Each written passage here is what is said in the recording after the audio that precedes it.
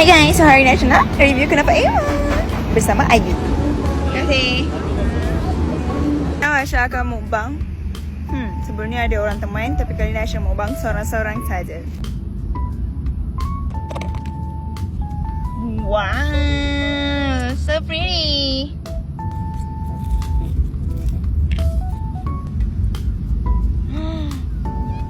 Bismillahirrahmanirrahim.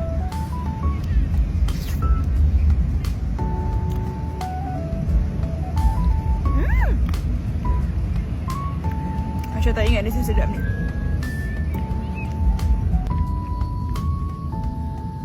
Oh, look at that. The white one. Cream cheese.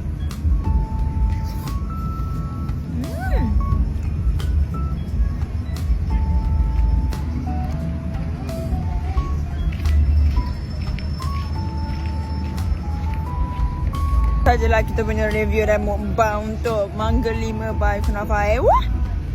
Jadi Kunafa Ewa ada event lagi, tolong panggil saya sebab saya such a good mukbangers. So jangan lupa dapatkan korang punya.